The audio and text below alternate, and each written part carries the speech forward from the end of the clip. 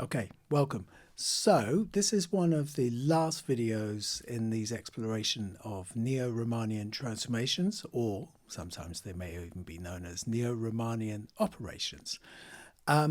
This one is titled Moody Slides because it uses the S transformation. So the S transformation is the slide transformation. And one way of kind of understanding this is, say, a movement from a minor chord. In this instance, for this tune, we're going to start in A minor, sliding down to A flat major. So basically, the way that the slide works is that one note is shared in both chords. So in the case of A minor to A flat major, it is the note C. So in A minor, C is the minor third, and in A flat major, C is the major third. And the slide is a sound that everyone's kind of heard. It turns up a lot in film music. And if you're interested in things like Radiohead, Just from the Benz album, Just has also uses the slide transform. So anyway, here we go. Let's have a listen to what we have here.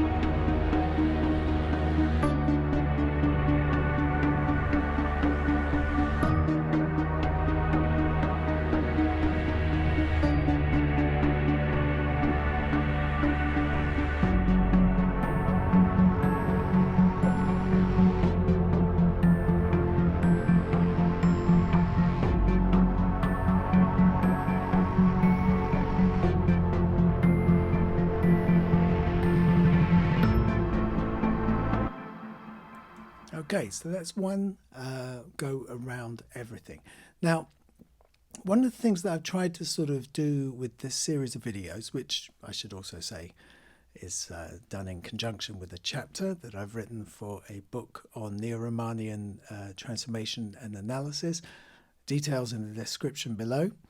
But what I've tried to do with all of these videos and all of these concepts is basically show how they can be used in Ableton. Well, DAWs in general, but obviously with me looking at Ableton specifically. The thing here to appreciate is that what I've tried to do is to take the slide, basically A minor to A flat major, and then turn this into a sequence. And that's one of the things that we should do once I've taken you through the various sounds. Everything that's being used here is just stock from Ableton. There are no special plugins, I'm afraid. Just ideas. Okay, so let's have a listen to the first one, which is this bell melody. And here's the track.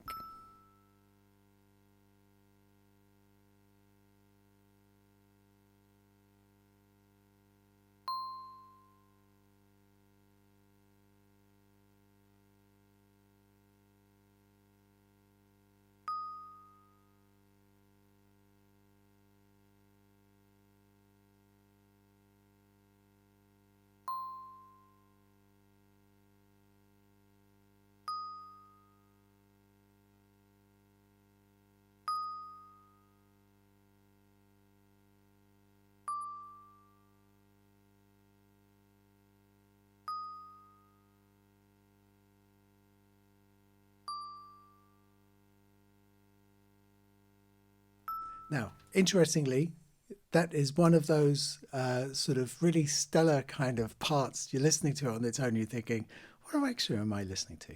And of course, what you've got is that is basically that the way that the chords are going, this will be A minor, so this bar will be A flat major.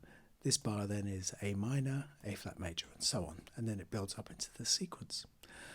So what we can also see is that sort of every other chord change is met with a particular sort of melody note. It's only one note, but let's call it a melody note. Whereas as it then progresses into its second half, we can see that the frequency sort of speeds up. I originally had these here, but they sort of interfered with one of the other bells. If you like here in this track 6. So I've sort of muted those out. Let's have a listen to it with the baritone guitar. So let's just listen to the baritone guitar first of all.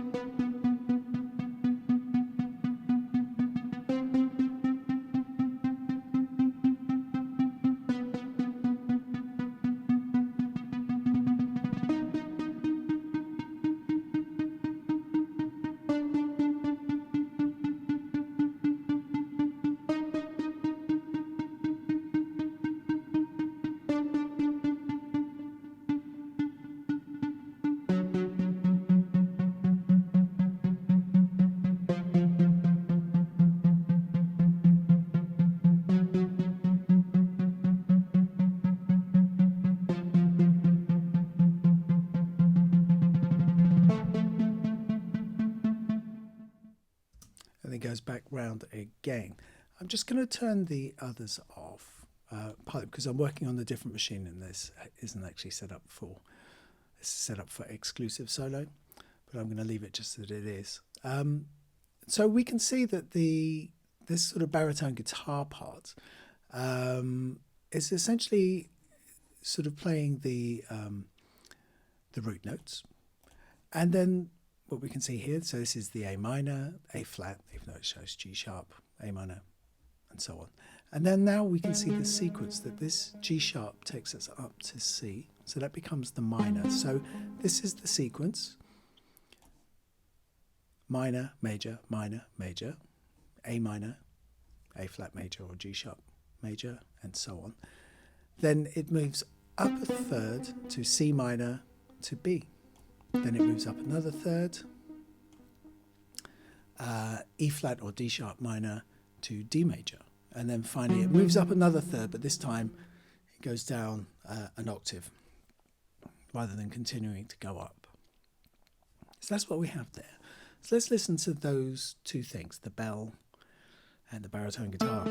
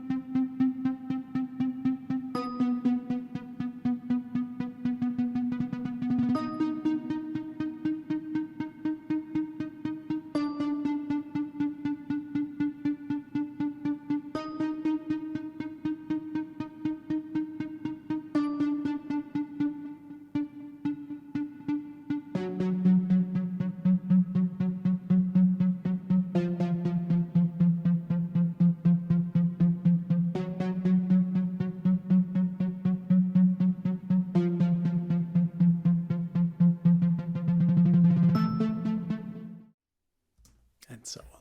So the way that I've kind of got the arpeggiator working in terms of its a bit like a ratchet, like controlling the ratcheting on a modular synthesizer in terms of the gates and so on. So it's a bit like that. And occasionally sort of you can see playing around with different kinds of shapes. So where they are just sort of very sort of like square and then softer kind of curves. And the way that these sort of feed into, you know, sort of create different kinds of momentum in terms of the part.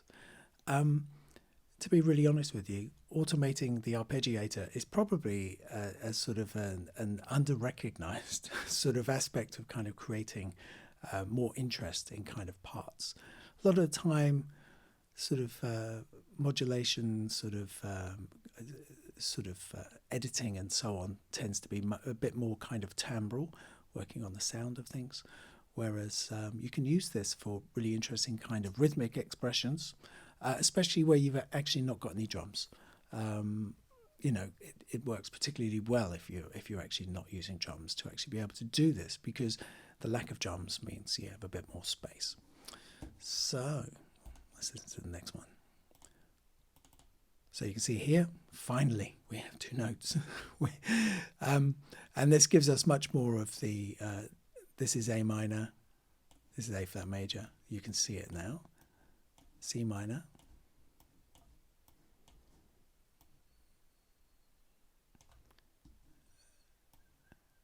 Right, so you've got E flat minor to D major. And then finally, F sharp minor, and then F major. And it takes us back round. So let's have a listen to that. It's a sort of a string synth with a kind of a phaser on it.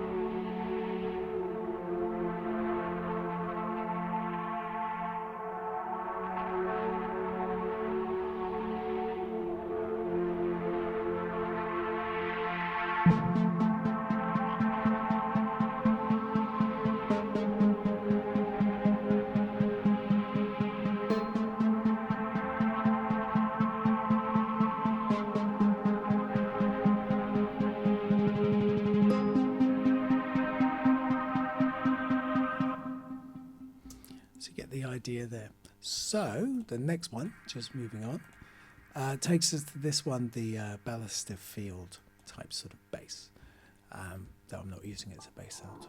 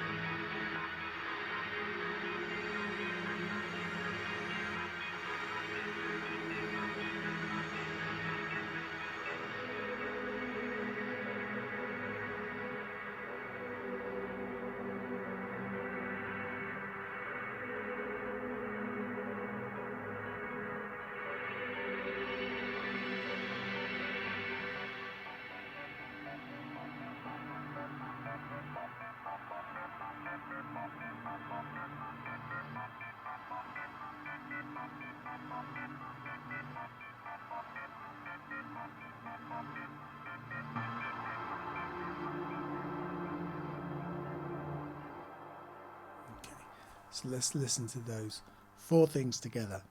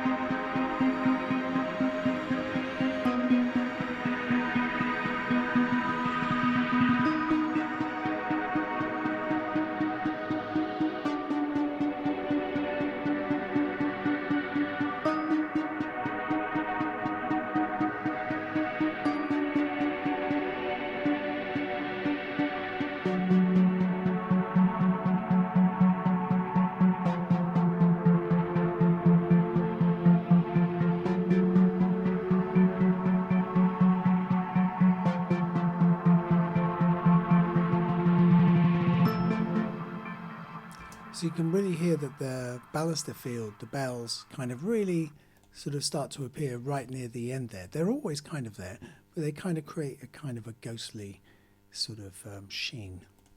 So now we're onto a drone bass using a wavetable.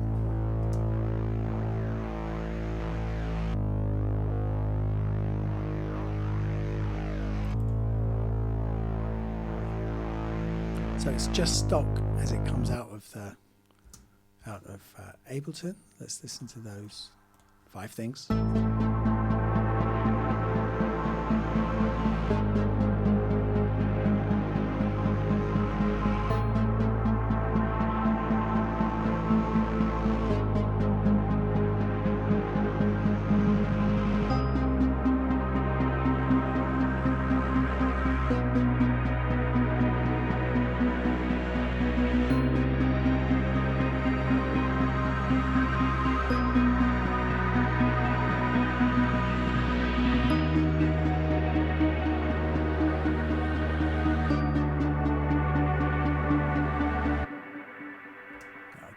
So you can really hear, you know, the baluster bells instrument really kind of creeping through.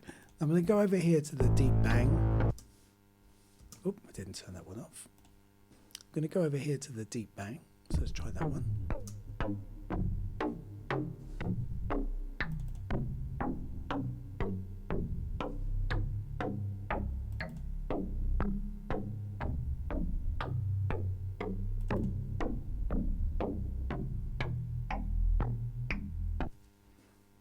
So quite sort of wobbly sort of bass, again to create a bit more movement. You can hear the 2 basses together.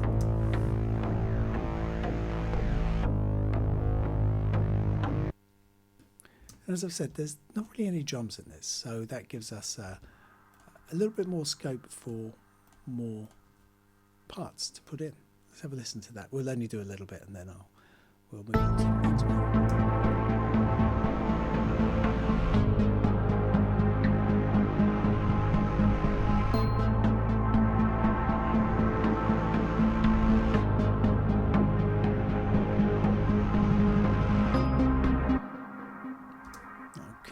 So there we go.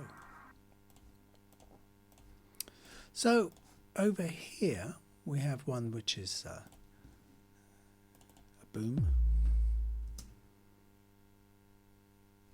As you can tell, it's one of the most interesting ones I've done. It's really a kind of an alternative to those kind of percussion hits you hear in the films, based around things like taiko drums and so on. It's probably all a bit sort of overused, so something a bit more electronic.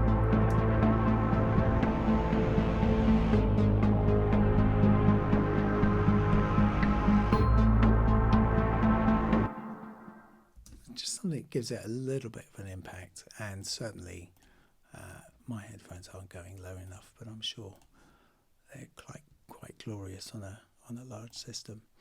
And then we have this sort of bells one over here. This bells one actually doesn't happen until it gets to over here.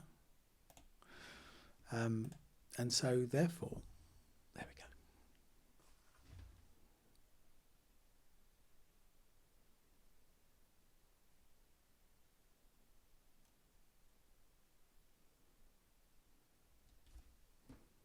It's quite a melodic kind of tinkle. And then the last one, which is this again, which is another kind of atmosphere sort of bang. Let's have a listen to that.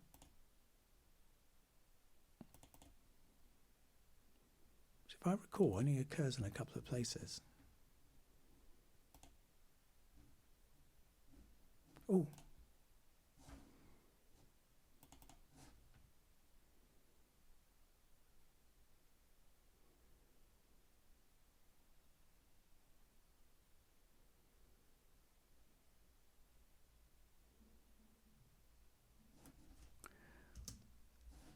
Okay, so the last one is the atmosphere bang, which I think I've already mentioned. I'm not working on my usual computer. I don't think this computer actually has the licenses to use this instrument. Ooh, and I wasn't going to transfer them onto someone else's machine. So you're going to have to try and imagine what atmosphere bang sounds like. Oh, I wish I'd known that before I started recording. Oh well. So just going to listen to the whole thing minus atmosphere bang. One more time.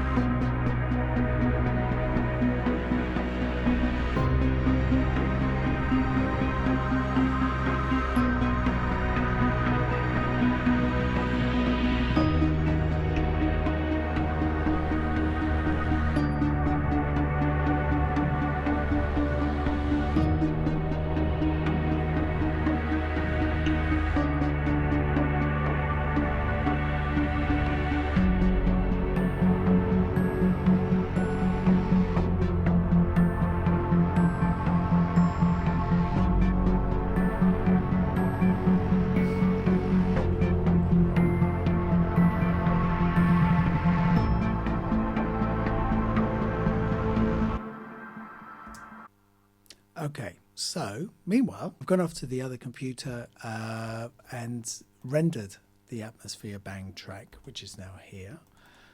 This is it as audio, and this is what it would have sounded like.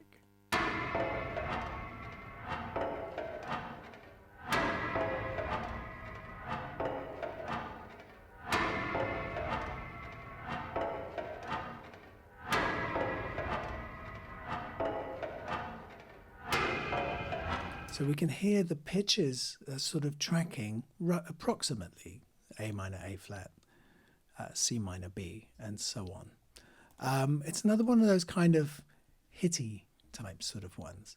The idea of having these kinds of additional kind of percussion stuff and the way it might work with the baluster fields. Let's listen to the whole thing with the atmospheric bang in there.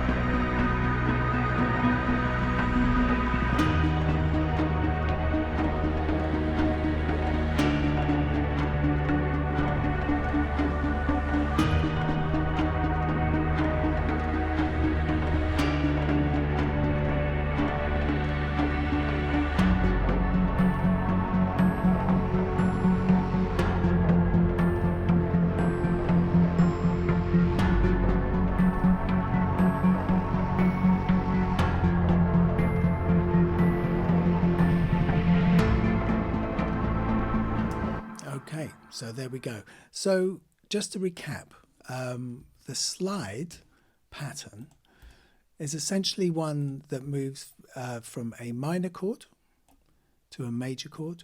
They are a semitone apart, and both chords have a shared common note, which is C. If it was the full triad, then there would be an E and then an E flat to be followed after that. So that's essentially what the slide kind of pattern is. Most of the time it tends to go from the minor down to the major, though you can also have it from the major going up to the minor as another particular type of effect. We tend to hear it in quite a lot of kind of, like I said, there are quite a few film scores that use the slide, especially if you're interested in things like Marvel's Agents of S.H.I.E.L.D. If I recall, season 5, episode 1, when they're all kind of lost in space and the destroyer of worlds has pretty much devastated the Earth. If you watch that, then that basically has the first, I think it's the first cue, is basically a slide. Again, as I've also mentioned, you can hear it in things like Radiohead's Just, which also uses a slide. But it's not particular to just those sorts of things. Lots of different ways of kind of enacting or making a kind of a slide, and that's really what this kind of project it really sort of tries to do. But also then adds in things like automation, which we've been able to hear here in terms of the changing the rate of the arpeggiator. A very simple thing to do, and yet pretty effective. Okay, thank you for watching. Thank you for listening. Do like and subscribe if you want to. Otherwise, see you next time. Bye for now.